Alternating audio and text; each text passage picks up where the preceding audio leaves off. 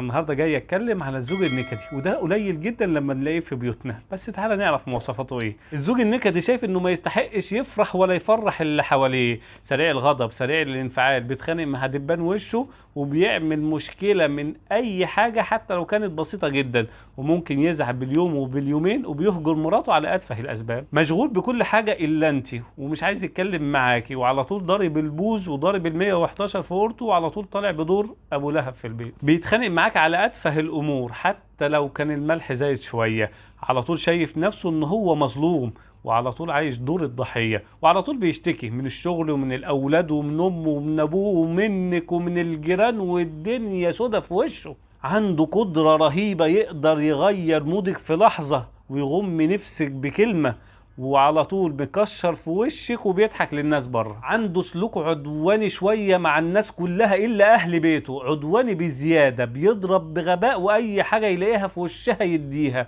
ولا بيتعامل برحمة ولا بيتعامل بمحبة ولا بيتعامل بلين ولا بأي حاجة خالص. طول شايل الهم، كلمة توديه وكلمة تجيبه، وعلى طول بيفكر في المستقبل والمصايب اللي ممكن تحصل في أي وقت. النكد ده صفة لا إرادية، ما يعرفش يتحكم فيه ولا في نفسه ولا في أقواله ولا في أفعاله، ويفضل قاعد لوحده تعيس ومهموم ومغموم.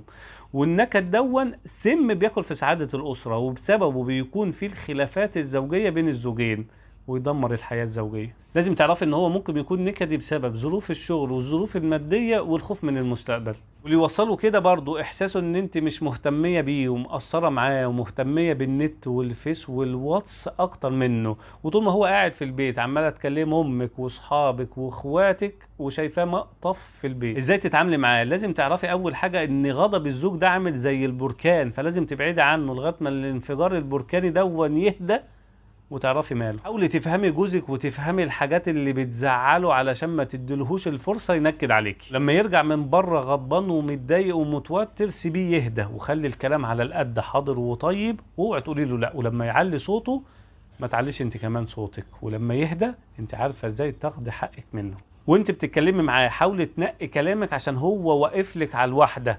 اول ما هتغلطي في اي كلمه هيقلب الدنيا عليكي غم ونكد. نقي كلامك وردود افعالك عشان ما تدلهوش الفرصه يخش فيك شمال، وكتري في الوقت ده من المدح والثناء. ربنا يخليك لينا، ربنا ما يحرمناش منك، انا ما اقدرش اعيش من غيرك، انت تاج راسنا. حاولي تكوني بكامل اناقتك وانوثتك وحلاوتك وجمالك، لان الموضوع ده مش بيضيع غضب الراجل بس، ده بيضيع عقله كمان. عايزك تبقي روشه. سيدنا النبي صلى الله عليه وسلم بيقول لك ان حسن تبعلك لزوجك افضل من الجهاد وافضل من حضور الجماعات. كل ده وانت قاعده في البيت حاطه ميك اب وقاعده على سنجة 10، صعبه دي. لما يتعدى